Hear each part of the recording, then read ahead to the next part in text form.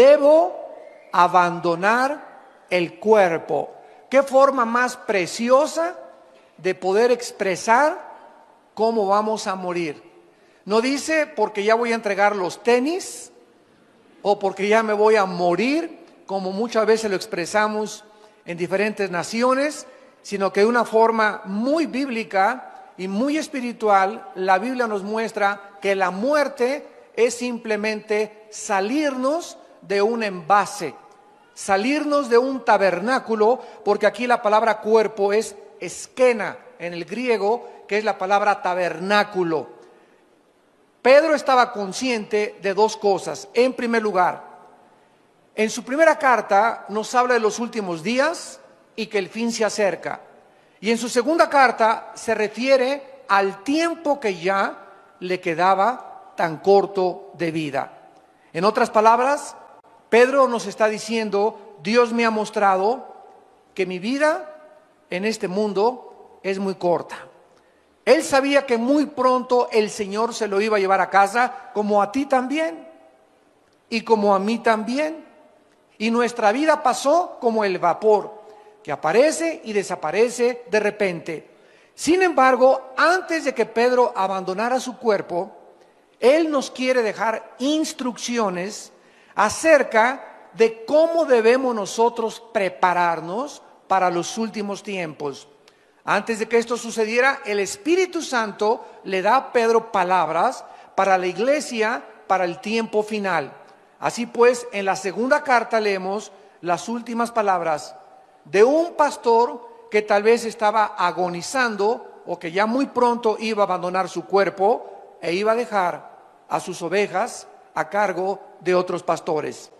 Pedro sabía claramente que el mundo no va a entender el mensaje de la palabra de Dios, porque las cartas de la Biblia son para los creyentes, no son para aquellas personas que no son cristianas. Es como si yo voy en la calle y me encuentro una carta que dice: Chencho, ya me fui, te fuiste y me dejaste y te mando para el mandado, etcétera, etcétera. Yo digo, en primer lugar, yo no soy Chencho.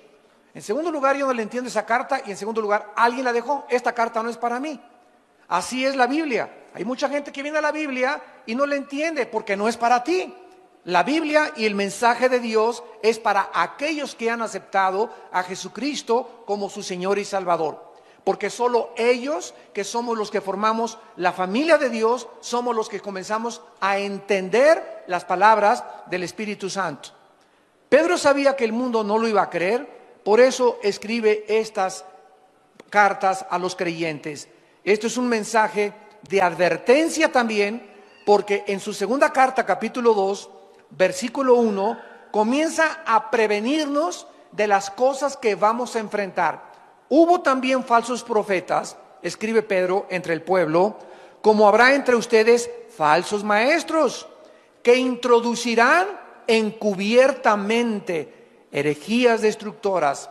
Pedro nos advierte: no se espanten, no se alarmen de la cantidad de falsos predicadores, de falsos maestros, de falsas profecías que dicen que hablan en el nombre del Señor y que ustedes las van a escuchar. Porque así sucedió en el Antiguo Testamento.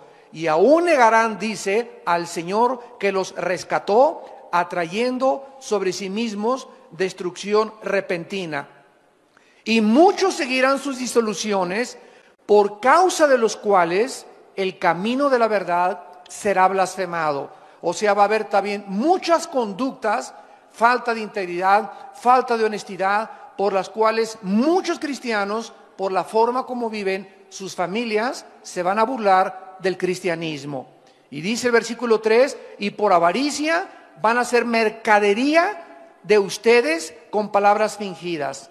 Sobre los tales, ya de largo tiempo la condenación no se tarda y su perdición no se duerme. Dice Pedro que habrá falsos maestros, falsos profetas, que habrá personas que vayan a escandalizar a la gente y que además va a convertir el evangelio en un mercado. En otras palabras, van a comenzar a cobrar por escuchar el evangelio.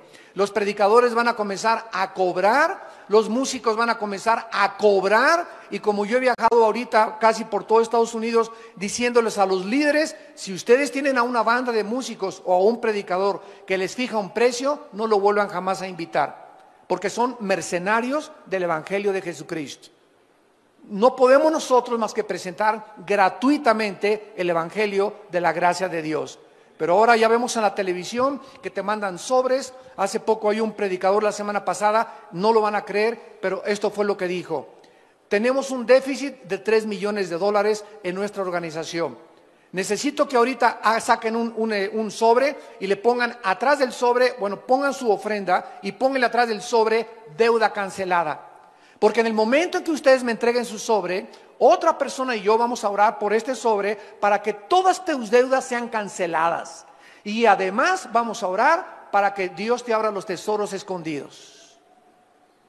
Yo estaba con mi esposa, lo vimos hace 4 días en la televisión en Estados Unidos, y yo le decía a mi esposa: ¿cómo es posible que nadie se levante y les diga, cómo es posible que le puedan creer ese falso profeta? ¿Cómo es posible que le puedan prometer a una persona que si tú das, todas tus deudas van a ser canceladas? Es increíble la forma como están esquilmando y como están tratando de presentar el Evangelio de Cristo. En el capítulo 3, 2 de Pedro 3, dice Pedro en el versículo del 10 al 12: pero el día del Señor vendrá como ladrón en la noche, en el cual los cielos pasarán con gran estruendo, los elementos ardiendo serán deshechos, y la tierra y las obras que en ella hay serán quemadas. Puesto que todas estas cosas han de ser deshechas, ¿cómo no debéis vosotros andar en santa y piadosa manera de vivir, esperando y apresurándoos para la venida del día de Dios, en el cual los cielos encendiéndose serán deshechos, los elementos siendo quemados se fundirán, pero nosotros esperamos, según sus promesas, cielos nuevos y tierra nueva, en los cuales mora la justicia. Como cristianos, nosotros creemos las palabras de Dios acerca de los tiempos finales y estamos recibiendo, amados santos, actualmente advertencias muy fuertes. Advertencias muy fuertes, y todo aquello que el mundo había hecho hasta estos tiempos va a comenzar a ser sacudido por Dios. Los banqueros robaron a la gente, principalmente la clase media baja alta, con tantos intereses de las casas, de las tarjetas de crédito, y dijo Dios: basta, ya no van ustedes a explotar a la gente. Lean ustedes Santiago 5, ya dice claramente: el jornal de los obreros ha llegado a Jehová de los ejércitos, porque los han explotado y se han aprovechado. Un grupo muy pequeño en el mundo, un monopolio que se hicieron de multimillonarios para explotar a todos los demás, hasta que llegaron a la misma quiebra. Y estaba tan interconectadas las naciones en el mundo con los Estados Unidos de Norteamérica, que cuando cayó Estados Unidos, está cayendo la economía mundial. ¿Por qué? Para que se cumpla la palabra de Dios, que el mundo se dirige a una economía global. Muy pronto, escúchenme ustedes, no lo digo yo, lo dice la Biblia, vamos a tener una moneda tal vez internacional, y los primeros pasos van a ser que no va a ser el peso, ni el dólar canadiense. Se va a unir Canadá, Estados Unidos y México con una sola moneda. Se van a unir después el euro con otra sola moneda, y hasta que el anticristo surja será una moneda internacional. Y después viene la marca de la bestia, donde nadie podrá comprar ni vender sin tener el número 666. El mundo se dirige con una velocidad vertiginosa y acelerada a los tiempos finales. Y Dios está sacudiendo lo que más le duele a la gente: el dios del oro y la diosa del sexo. Son los dos dioses ante los cuales el mundo se ha inclinado actualmente. Han adorado al oro, han adorado al dinero, y Dios nos ha dicho a nosotros: ustedes no se afanen por vuestra vida. ¿Qué han de comer? ¿Qué han de beber? ¿Dónde han de dormir? Búsquenme, para que no se llenen sus corazones de glotonería y de los afanes de esta vida, y el día los sorprenda como ladrón. ¿Cómo debemos entonces prepararnos para estos tiempos que estamos viviendo? Es normal pensar, es lógico cómo vamos a sobrevivir los tiempos amenazadores que estamos enfrentando.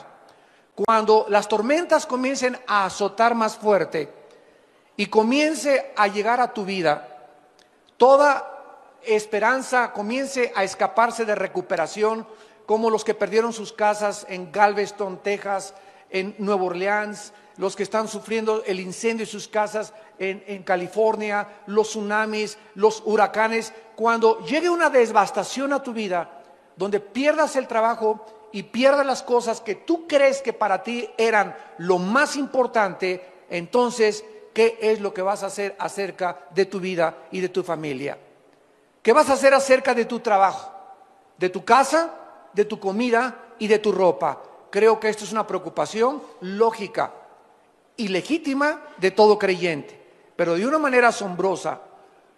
Pedro no nos ofrece ningún consejo acerca de cómo prepararnos financieramente. No nos aconseja dónde invertir nuestro dinero. No nos aconseja nada de cómo proteger nuestra casa, ni cómo sobrevivir al calentamiento global o a la inflación. ¿Por qué? Vamos a ver enseguida los 4 consejos que nos ofrece el apóstol Pedro. Número 1. La primera cosa que debemos hacer para prepararnos para los tiempos que estamos viviendo es confiar en la fidelidad de Dios. Número 1. Pedro ya había experimentado la pobreza, ya había experimentado la fidelidad de Dios. Cuando seguían a Jesucristo, Cristo les enseñó a que no se preocuparan dónde iban a dormir al otro día, si iban a traer tortas, si iban a traer sándwiches, si iban a tener comida, porque ellos donde les agarraba la noche, ahí dormían. Y donde en la noche los sorprendiera, ahí ponían un cartón, un petate o sobre el pasto, y ahí comenzaron a aprender a despertarse todos los días y a seguir a ese hombre que dijo Jesús: hoy no les va a faltar donde dormir, hoy no te va a faltar el techo, hoy no te va a faltar la comida. Vean ustedes, por ejemplo, en Mateo capítulo 8, versículo 20, que dice la Biblia, Mateo 8:20, Jesús les dijo a los discípulos: las zorras tienen guaridas y las aves de los cielos tienen nidos, mas el Hijo del Hombre no tiene donde recostar la cabeza. En Mateo capítulo 14, versículo 15 al 21, Mateo 14, del 15 al 21, les dice Jesús: cuando anochecía se acercaron los discípulos y le dijeron a Jesús: el lugar es desierto, la hora ya pasada, despide a la multitud para que se vayan por las aldeas y compren de comer. Jesús les dijo: no tienen necesidad de irse, denles ustedes de comer. Aquí se enfrentan con una situación donde había cerca de 5,000 personas y ya no tenían leche para los niños, ya no había comida en la noche, y los discípulos comenzaron a afanarse y a preocuparse. No tengo para mañana, no tengo para hoy en la noche para comer. Y Cristo les dice: denles ustedes. Y en ese momento se voltean los discípulos, ¿verdad? Y le han de haber dicho: Señor, no trajimos sándwiches. No hay ni un McDonald's abierto a estas horas. No hay nada absolutamente que podamos recurrir. Ellos dijeron: no hay más que 5 peces y 5 panes y 2 peces. Y Cristo dijo: lo poco que tú tienes, escucha este principio, lo poco que tengamos con la bendición de Dios se multiplica. Lo poco que tengamos, si tenemos la bendición de Dios, se nos va a multiplicar. Tráiganme lo poquito que tengan, dijo Jesucristo, y entonces mandó a la gente recostarse sobre la hierba, y tomando los 5 panes y los 2 peces, levantando los ojos al cielo, los bendijo y partió. Y dio los panes a los discípulos y los discípulos a la multitud. Esta es la razón por la cual antes de cada alimento, antes de desayunar, antes de comer y antes de cenar, bendice los alimentos en el nombre de Jesús y denle gracias a Dios de los frijolitos refritos, de los totopitos que tienes y tal vez el vaso de leche que tienes, porque si tú reconoces en lo poco, Padre, gracias porque pudimos desayunar por lo menos esta mañana, pudimos cenar, mis hijos, no tenemos muchas cosas, pero tuvimos para comer. Cuando Dios ve ese corazón agradecido, que lo alabamos y lo bendecimos por lo poco que tenemos, entonces Dios bendice y nos multiplica lo que no tenemos. Pero si nosotros ya comemos como si nos lo mereciéramos, en el nombre de Jesús te pido alimentos, guárdanos en el hueco de tu mano, dales a los que no lo tienen, amén. Cómprate una cotorra de África, o un perico, o una grabadora, y comienza a hacer que ese perico, esa grabadora, ore en lugar de ti, porque muchas oraciones de muchos de ustedes caen en la mecánica, comienzan a ser autómatas de Dios, robots de Dios. Ya la oración que dan no es del corazón, ya nomás sacas tu estampita y te echas la presinada también. Tenemos que sentir en el corazón, Padre, gracias por este pollo, gracias por este tibón, gracias por estos cornflakes, gracias por lo que nos das. No perdamos el sentimiento de la gratitud. Es horrible comenzar a vivir creyendo que lo que tenemos no lo merecemos. Gracias por este día, Padre. Gracias porque llegué al aeropuerto, Padre. Gracias porque me guardaste. Gracias por este día, Señor. Nos acostamos con el corazón lleno de gratitud. Y eso es lo que Dios está pidiéndonos. Que no nos olvidemos de que tenemos la vida, estamos respirando y tenemos que comer. En Mateo 17, versículo 24, llegaron a Capernaum. Y vinieron Pedro y los que cobraban las 2 dracmas, Mateo 17, 24. Y le dijeron, vuestro maestro no paga impuestos, o sea, no paga las 2 dracmas. Él dijo, sí. Y al entrar en la casa, Jesús le habló primero diciendo, ¿qué te parece, Simón? Los reyes de la tierra, ¿de quiénes cobran los tributos o los impuestos? ¿De sus hijos o de los extraños? Pedro le respondió, de los extraños. Jesús le dijo, luego los hijos están exentos. Sin embargo, para no ofenderles, ve al mar, echa el anzuelo y el primer pez que saques, tómalo. Y al abrirle la boca, hallarás un estatero, que es una moneda que correspondía a 4 dracmas. Un estatero, tómalo y dáselo por mí y por ti. Cuando ellos necesitaban comer, Dios lo multiplicaba. Dormir, dormían en cualquier lugar. Y cuando necesitaban dinero hasta para pagar los impuestos, de una forma sobrenatural, Cristo les proveía lo que no tenían. ¿Se imaginan ustedes el control de Jesús, que hizo los cielos, la tierra, los peces, los animales, los moscos, los insectos, las estrellas, los planetas? Y cuando viene a esta tierra nos muestra que Él era el que tenía el control del universo, al decirle a Pedro, hay un pez que te va a obedecer. Y el que va a morder el anzuelo trae dentro un dracma que alguien tiró y se lo comió. Cristo sabía aún lo que los peces comían. ¿Y cuál era el pez de los miles que había en el mar de Galilea? Que tenía una moneda en su estómago, en su pancita, para que con esa pagara los impuestos. ¿Tú crees que a ti no te dará Dios lo que tú necesitas si tú se lo pides? Si un hijo le pide a su padre un pan, ¿le daremos una serpiente a nuestro hijo? ¿Cuánto más nosotros, cuando tenemos una necesidad, debemos nosotros de seguir confiando en Dios?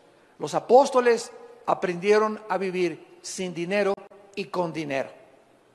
Los apóstoles comenzaron a experimentar que Dios es poderoso para nunca dejarnos ni abandonarnos.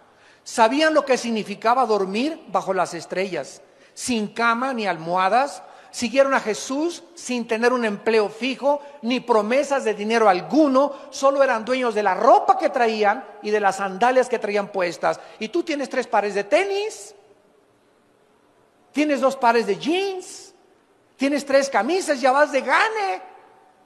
Tienes un techo, no estás a la intemperie durmiendo. Tienes un jacalito donde duermes arriba de un petate. Tienes un horno ahí para que te caliente. En otras palabras, los discípulos aprendieron a confiar en la provisión diaria de Dios para todas sus necesidades. Esto es lo que nosotros tenemos que aprender en Filipenses capítulo 4. Filipenses capítulo 4. Versículos del 11 al 13, el apóstol Pablo, al igual que Pedro, nos escribe estas palabras. Filipenses 4, del 11 al 13. Y dice el apóstol Pablo: no lo digo porque tenga escasez, pues he aprendido ¿a qué? ¿Cuál es la clave para ser feliz? No es tener dinero, porque si solamente eres feliz cuando tienes dinero, qué miserable vas a ser cuando no lo tengas. La clave de la Biblia es que aprendamos a contentarnos con o sin. Porque si no tienes, estás contento porque no dependes de tu contentamiento si tienes. Porque no toda la vida vamos a tener. Yo recuerdo cuando yo inicié el ministerio en 1979. Me fui casi 4 o 5 años de misionero a la sierra de Guerrero y de Oaxaca. Y durante 3 años anduve en la sierra con los indígenas durmiendo en petates, en casas de adobe, en pueblos de leprosos. No teníamos para comer, comíamos lo que pescaba yo en el mar. Y lo que arrancábamos, los mangos que arrancábamos de los árboles, esa era la comida de mi familia durante 4 o 5 años.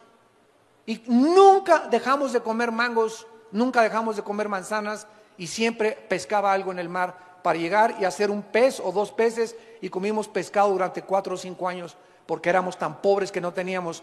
Mi primer coche lo compré hasta 1987, una combi que un hermano me regaló en México.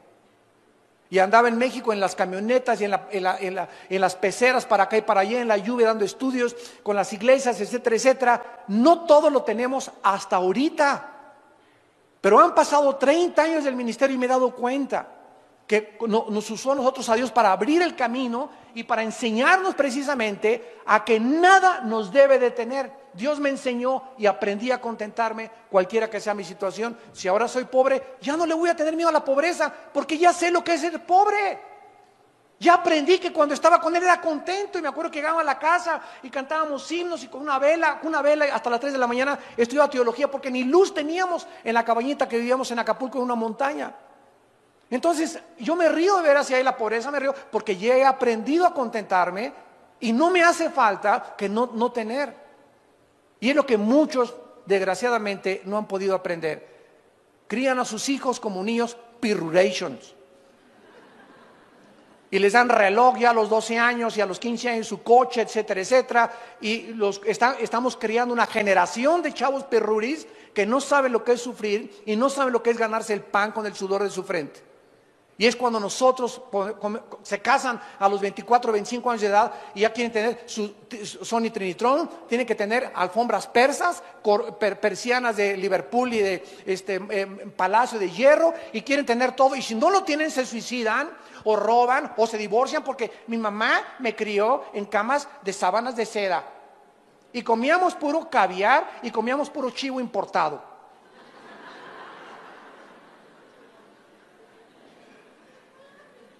No lo digo porque tenga escasez, dice Pablo, he aprendido a contentarme cualquiera que sea mi situación. Y por eso muchos de ustedes han perdido el trabajo o han perdido lo que tienen, porque Dios les quiere enseñar. Dios no te ha abandonado. Dios quiere enseñarte que en esa pobreza que estás y en esa pérdida de trabajo, Él sigue siendo Dios. Y no te va a dejar ni te va a abandonar. Y cuando recuperes otra vez lo que perdiste, te vas a acordar que no te faltó por lo menos de comer. Y no te faltó techo, y no te faltó tampoco tu familia. Porque eso es el tesoro más grande que tenemos. Mientras tengamos la familia, lo tenemos todo. No importa que la familia durmamos en la banqueta, pero juntos siempre, luchando por la sobrevivencia con el Señor de nuestro lado.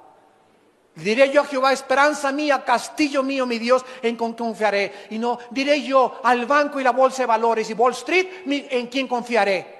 pues en aquellos que están confiando en eso, Dios se los ha derrumbado, para que no pongan sus ojos en falsos ídolos, más que en el Dios viviente que le da vida y aliento a todas las cosas. Dice Pablo, versículo 12, sé vivir humildemente, sé tener abundancia, en todo y por todo estoy enseñado, para estar saciado como para tener hambre, para tener abundancia como para padecer necesidad. Y el secreto está en el versículo 3, todo lo puedo en Cristo que me fortalece. Ese es el secreto. Ay de ustedes los que hacen dinero y no han aprendido a vivir con el dinero, porque el dinero los echa a perder. Hay de ustedes de los que la noche a la mañana se enriquecen y no saben qué hacer con el dinero.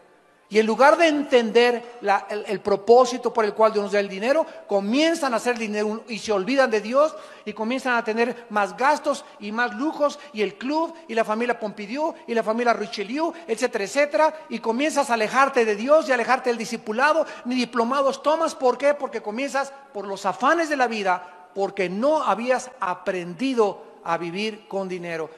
Tenemos que aprender a vivir sin dinero, pero también cuando tengamos dinero, tenemos que aprender cómo administrar ese dinero.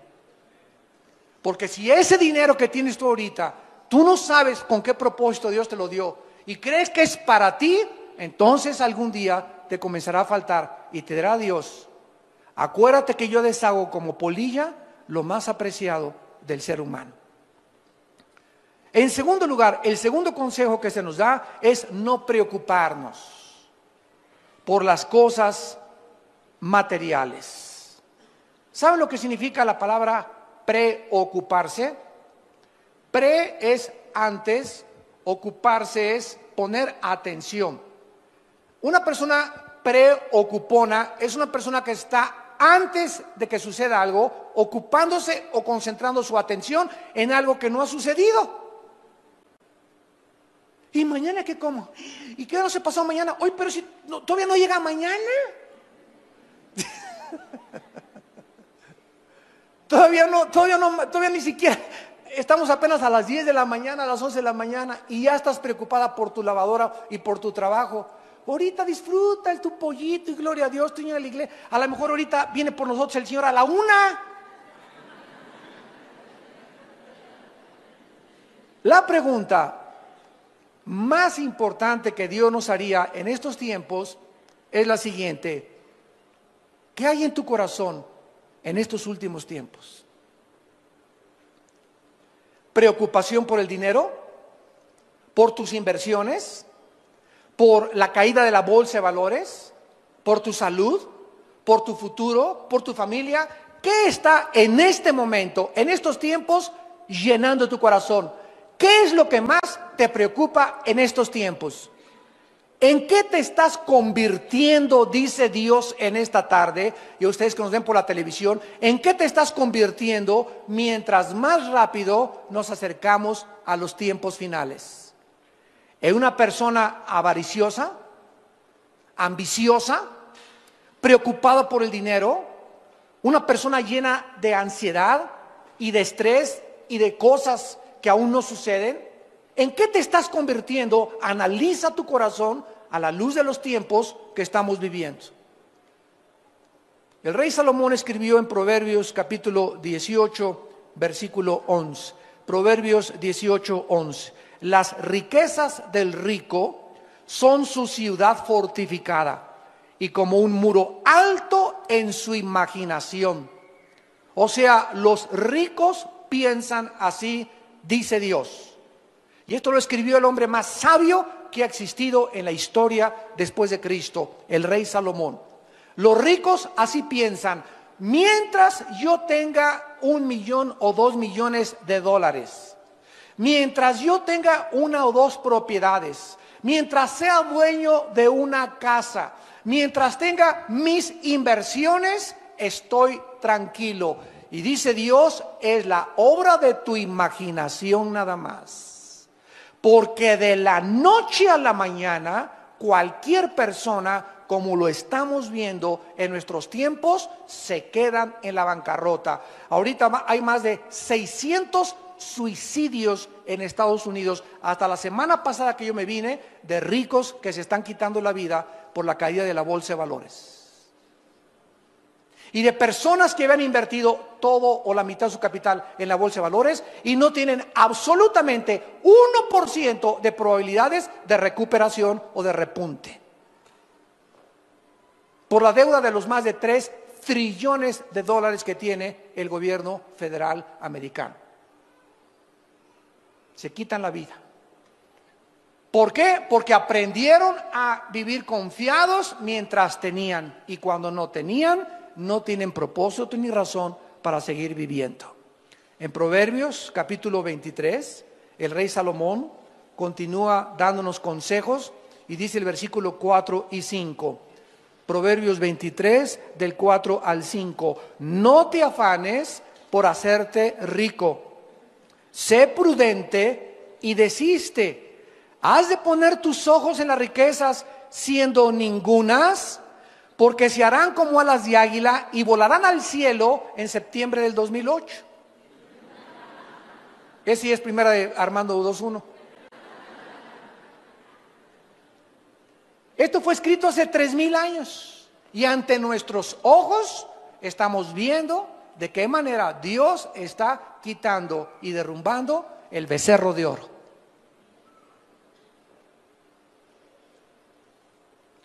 En 1 Timoteo capítulo 6, en el Nuevo Testamento, el apóstol Pablo también tiene palabras para nosotros. Y dice en 1 Timoteo capítulo 6, versículo 6 en adelante. Pero gran ganancia es la piedad acompañada, otra vez igual que Pedro y que Pablo, contentamiento. Gran ganancia es la piedad acompañada de contentamiento. La palabra piedad, eusebia en el griego, significa la vida o vivir cerca de Dios. Tú vas a ganar, nunca vas a perder. Mientras tú vivas cerca de Dios, siempre vas a ganar. ¿Por qué? Porque cuando vivimos cerca de Dios, en su presencia hay plenitud de gozo. Los que viven cerca de Dios tienen que estar contentos, cualquiera que sea su situación.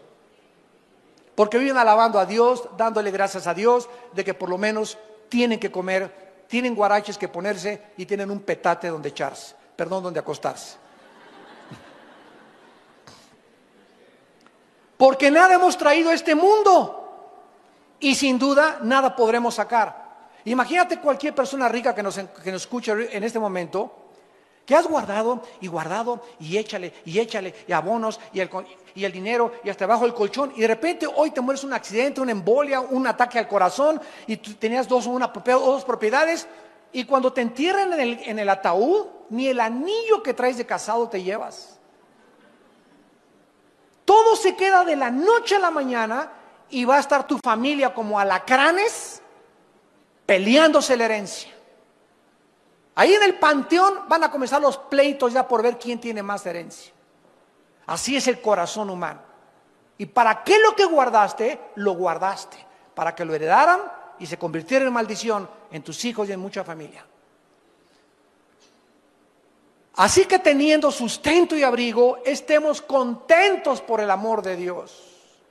Teniendo sustento y abrigo, estemos contentos, porque los que quieren enriquecerse caen en tentación y lazo, y en muchas codicias necias y dañosas que hunden a los hombres en destrucción y perdición, porque raíz de todos los males es el amor al dinero.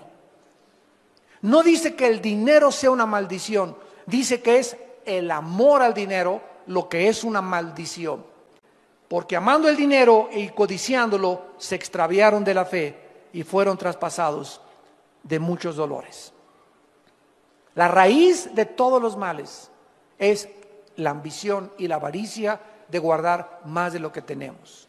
No está diciendo que los ricos no van a entrar al cielo, ni Dios está en contra que tú tengas un Ferrari el lunes y un Mercedes y un Lamborghini el miércoles. Si tienes y ganas 3 millones de dólares, te puedes dar ese lujo mientras le des a Dios proporcionalmente. Si ganas 3 millones de dólares, dale $1,500,000 a la obra. Y dice Dios, yo no tengo ningún empacho en que te quedes con $1,500,000 al mes. ¿Por qué? Porque veo que el dinero no es un ídolo para ti. No te has olvidado de mí, dice el Señor. Ese es el secreto del dinero. Pero cuando comenzamos a tener dinero y comenzamos a guardar de más, habiendo tantas necesidades, orfanatorios, que institutos, que comprar un edificio, etcétera, etcétera, y tú guardas y échale, y échale, y échale, es cuando Dios se enoja contra nosotros, porque nos convertimos en avariciosos, en codiciosos y en personas que vamos a ser algún día hundidas en perdición y maldición. Dice en Eclesiastés capítulo 5 en el Antiguo Testamento, después de Proverbios está Eclesiastés, y dice Salomón, el hombre más multimillonario que ha existido en toda la historia, Salomón. Nadie ha tenido más dinero que Salomón.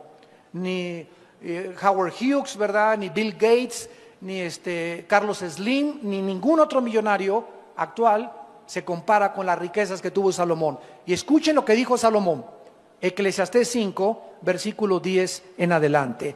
El que ama el dinero no se saciará de dinero, y el que ama el mucho tener no sacará fruto. Esto es vanidad. Cuando aumentan los bienes, también aumentan los que los consumen.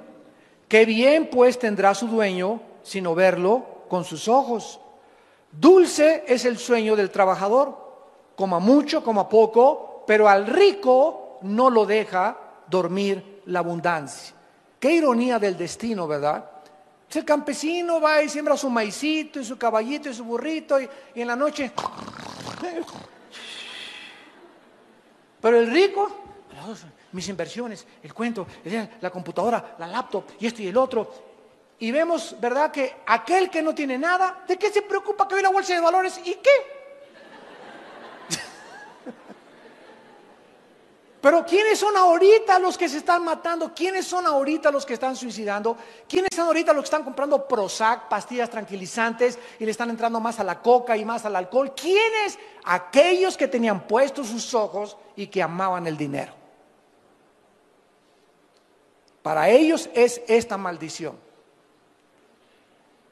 Y dice el versículo 13, hay un mal doloroso que he visto debajo del sol, las riquezas guardadas por sus dueños para su mal, las cuales se pierden en malas ocupaciones, y a los hijos que engendraron, escucha, nada les queda en su mano.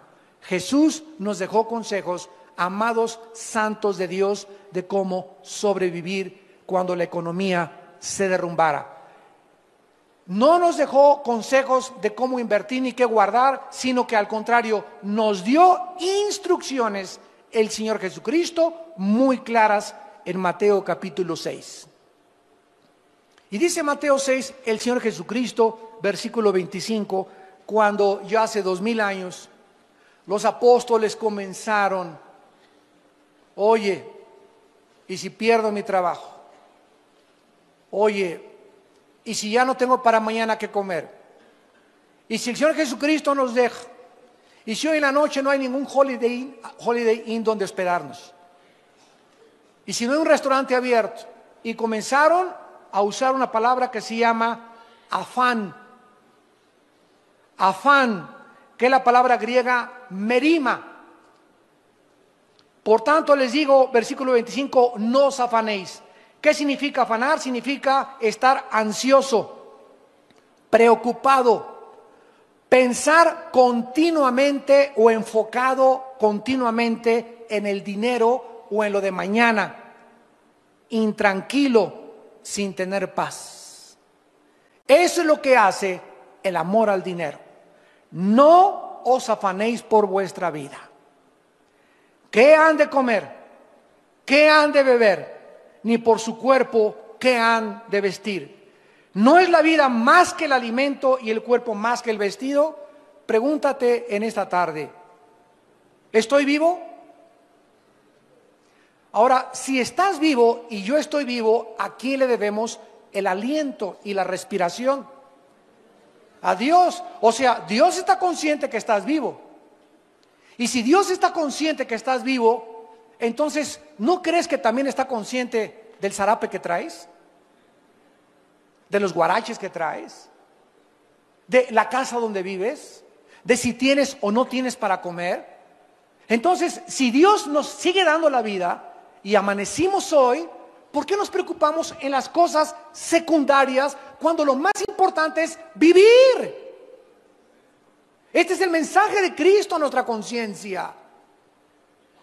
Miren las aves de los cielos, versículo 20, que no siembran, ni ciegan, ni recojan en graneros. Salte mañana en la mañana, dice Cristo, y asómate a ver los pajaritos. Ninguno de ellos tiene cuenta en Bancomer. Nunca encontrarás a los pajaritos haciendo un hoyo. Vamos por las lombricitas y vamos a guardar lombricitas aquí, a amontonar 5 o 6 lombricitas en la noche, y me voy a mi nido con mi pajarito, con mi esposita y con mis pajaritos, y ahí tenemos lombricitas por si mañana amanece y no tenemos lombricitas para mañana. Dios puso un programa en los pajaritos para que fueran una lección a nosotros y para que los observáramos. Si Dios les puso ese programa donde ellos no deben de amontonar ni guardar para mañana, ¿por qué entonces lo hacemos nosotros? ¿Por qué desconfiamos del poder y la misericordia de Dios? Y vuestro Padre Celestial alimenta a las aves, ¿no valen ustedes más que ellas? Un pajarito, ¿cuánto cuesta? 3 pesos. Hasta peso te los venden en el mercado a veces. ¿Y cuánto vales tú que Jesucristo, su Hijo, dio su vida en una cruz por nuestros pecados? ¿Y te estás preocupando por mañana? ¿Qué enojado está Dios contigo? Qué triste y qué desgarrado tiene su corazón Dios. Porque sin fe es imposible agradar a Dios. Si no la fe es confiar. Si no confiamos en Dios y no está Dios viendo que estamos confiando en Él, no lo estamos agradando. Puedes aplaudir, tocar el pandero, gritar, hacer 1000 cosas, levantar iglesias, predicar el evangelio, pero la única forma y la más importante forma en la que Dios está contando con nosotros, contento, es que vivamos confiando en su provisión diaria. ¿Y quién de ustedes, dice el versículo 27, podrá añadir a su estatura un codo? Tú naciste chaparrito con 1,55 de estatura, aunque te pongas tan corto no vas a crecer. Eso forma genéticamente ya parte del cuerpo humano.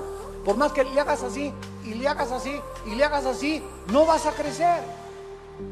Y así, si tú dices, voy a tener 2 empleos ahora, para tener más dinero, y mi esposa la voy a meter a trabajar para que entre los dos gastemos el sustento cuando tienen niños chiquitos. Dios quiere que tu esposa se quede en su casa y los niños nada de guardería, que los cuide tu esposa, y si tú confías en Él, aunque tú te afanes, no vas a progresar más, porque aunque tú te afanes y ella se afane y les entre más dinero, no van a ser felices ni van a disfrutar lo que tienen. Si nosotros disfrutamos la vida, es con la bendición de Dios. La esposa que tiene hijos pequeños debe vivir en su casa y debe estar contenta en su casa de ser su ministerio, mientras el hombre va a buscar el pan y traer el sustento a su casa. Y Dios va a prosperar tu trabajo y te va a dar otras oportunidades de trabajo y te va a aumentar el sueldo de tu trabajo y te va a dar más bendiciones cuando Él vea que confías en Él. El mucho afán no va a hacer que hagas más dinero ni que vivas más feliz. Busca a Dios y su reino y su justicia sobre todas las cosas, y todas las demás cosas te serán añadidas. Versículo 29, versículo 30. Y si la hierba del campo que hoy es y mañana se echa en el horno, Dios la viste así, ¿no hará mucho más a vosotros, hombres de poca fe? Si vemos el colorido de una flor, el colorido de una mariposa, el colorido de los campos y de las puestas de sol, ningún pintor, ni Leonardo da Vinci, ni Miguel Ángel, ni nadie ha podido imitar los colores tan preciosos que tienen las plantas y las flores. Y tú te preocupas por tu vestido de china poblana. No os afanéis, pues, no estés intranquilo, no pierdas la paz, mantén la serenidad, guarda la tranquilidad en tu corazón. El Señor es mi ayudador, Él es mi pastor, nada me faltará. En lugares delicados pastos me hará descansar. Confía en mí, dice el Señor. Este es el tiempo más precioso que la iglesia tiene para demostrar quiénes son los cristianos. ¿Quiénes son ahorita verdaderamente los cristianos? Ya se acabó el cristianito el domingo nada más. Ahora vas a demostrar en los tiempos que estamos viviendo si realmente crees y confías en Dios. Los gentiles, dice Cristo, el versículo 32, o sea, las gentes que no tienen a Cristo buscan todas estas cosas. Ve a tu cuñado, a tu tío, a tu primo, a tus hermanos, ve a tus familiares que no sean cristianos. Viven únicamente para la lana, la plata, la plata, la plata. Cómo hacer dinero y aprender y el otro. Y todos los días prende el noticiero y cada vez el corazón les va a explotar mañana. Las noticias aumentan, las malas noticias aumentan, y porque están enfocados nada más el oro, el becerro de oro, se está deshaciendo, se está fundiendo, el oro se está yendo, porque toda su vida está puesta ahí. Los gentiles buscan todas estas cosas. El corazón del mundo está en eso, porque ellos creen que eso es lo que vale en la vida. Pero vuestro Padre Celestial sabe que tú tienes necesidad de estas cosas. Busca primeramente mi reino y mi justicia, y todas las demás cosas te serán añadidas. Y finalmente, regresamos a 1 de Pedro 4, se nos da el cuarto consejo: prepararnos espiritualmente. Dice en 1 de Pedro 4:7, mas el fin de todas las cosas se acerca, sean sobrios y velen en oración. Si tú ya sabes ahora hasta este momento que no te va a faltar, Dios va a proveer milagrosamente en tu casa, como lo hizo con una viuda que se llamaba de Sarepta y su profeta Elías. Dios le dice una vez a Elías: quiero que vayas a un pueblito, y al entrar al pueblito va a estar una señora que es viuda recogiendo leña, y quiero que cuando llegues a ese pueblito le digas a esta viuda que te lleve a tu casa y que te dé de comer. ¿Por qué no le dijo Cristo: quiero que llegues al Holiday Inn? O te voy a mandar con una familia que tienen cornflakes, que tienen avena, que tienen bastante para desayunar, tienen hasta chorizo de Toluca para que te hagan de desayunar. ¿Por qué Dios manda a su profeta con la mujer más pobre de todo el pueblo? Parecería a primera vista falta de misericordia, ¿no es verdad? Caray, aún lo que no tiene se le va a ir a quitar a esa pobre. ¿Cómo lo manda con la que no tiene? Pues llega Elías y la viuda le dice: sí, con mucho gusto, tengo nada más en mi casa, ni cornflakes ni avena, tengo nada más un poquitito de aceite y un poquitito de harina para hacer y freír una sola pieza de pan o un hot cake. Y la viuda hace lo que le queda, y tenía un hijo la viuda, era para ella y para su hijo. ¿Y qué pudo haber dicho ella? Oye, no tenemos ni para nosotros, ¿quieres que te dé? Pero ahí se encontraba el secreto del poder de Dios para nosotros en nuestra vida también. Entonces la viuda no repeló, porque era una viuda que conocía a Jehová. ¿Y saben lo que hace la viuda? Cocina ese hot cake o ese pan y lo parte a la mitad, y le da la mitad al profeta de Dios, y la otra mitad se la reparte entre ella y su hijo. Y cuando Dios ve y Elías ve que ella hace eso de compartir aún lo que no tenía, entonces el profeta, guiado por el Espíritu de Dios, le dice a la viuda: nunca de aquí en adelante te faltará el aceite y la harina en tu casa. Cuando Dios ve que en lo que no tenemos somos fieles, nos dará lo mucho. Porque hay mucha gente ahorita, pobres avariciosos, así como hay ricos avaros, hay pobres avariciosos. Ay, hermano, ¿cómo quiere usted que diezme si no me alcanza? Precisamente porque los poquitos, los 5 pesos que gana por lavar cada pieza de ropa, señora, como una lavandera hace muchos años que enfrenté en la iglesia, que llegó a la iglesia y me dijeron unos hermanos, hoy anda una señora pidiendo dinero en la iglesia. Y me acerqué y le pregunté a la señora, oiga señora, ¿por qué está pidiendo dinero aquí en la iglesia? Me dice que soy lavandera. Y le digo, ¿cuánto cobra por cada pieza de ropa? Esto fue como en el 84, 85. Y me dice, pues cobro 5 pesos. Y le dije, ¿y de esos 5 pesos le da usted 50 centavos de diezmo al Señor? Y me contestó, ay hermano pastor, ¿cómo quiere que comparte 50 centavos si apenas con los 5 pesos me alcanza? Y le dije, ¿sabe una cosa? Como Don Teofilito ni le seguirá alcanzando, le dije. Oiga, pero ¿cómo quiere que diezme? Es que hasta los pobres siguen siendo pobres mientras más avaros sean.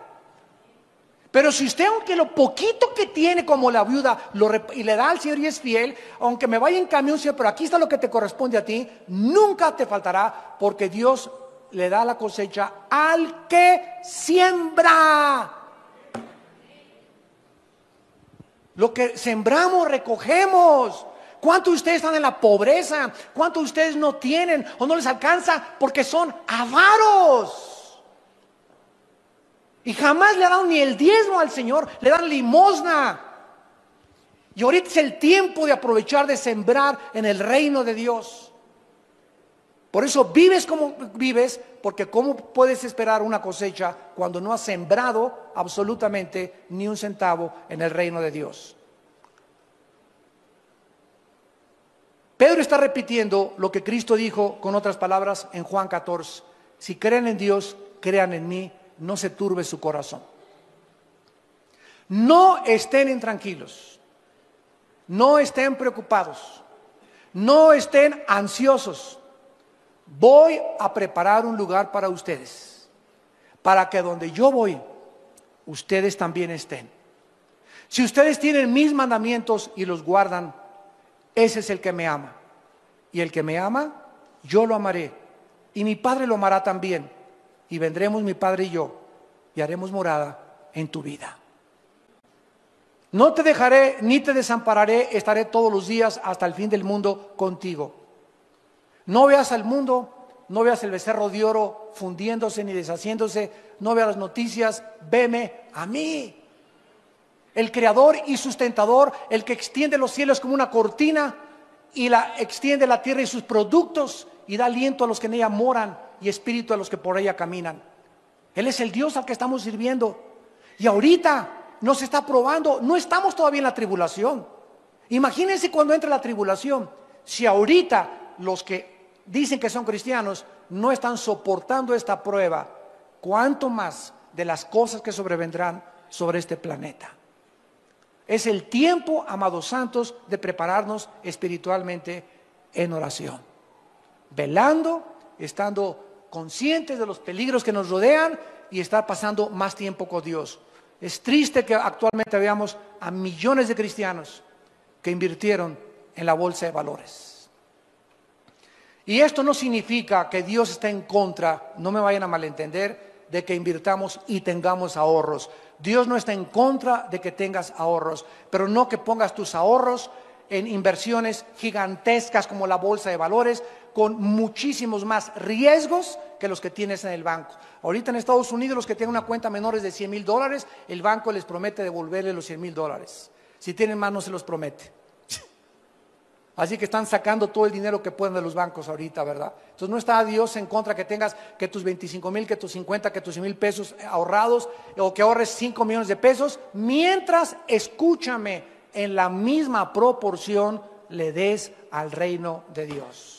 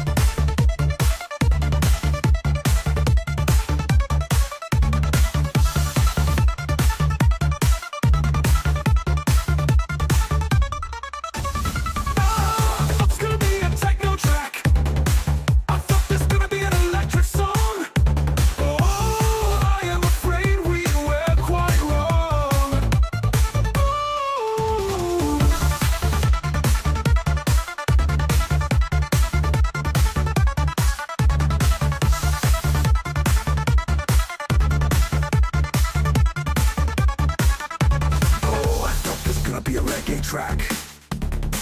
I thought this was gonna be a relaxing song. Oh, I am afraid we were quite wrong.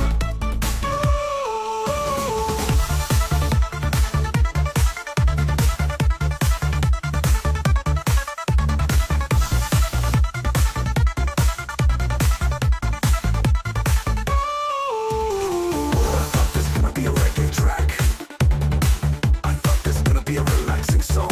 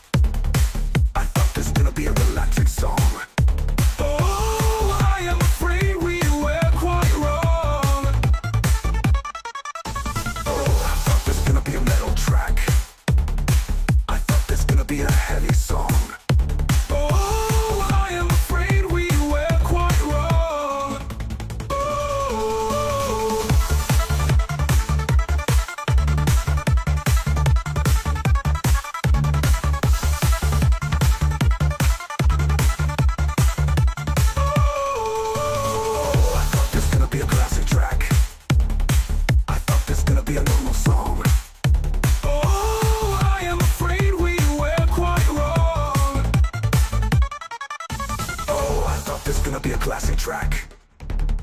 I thought this was gonna be a normal song. Oh, I am afraid we were quite wrong.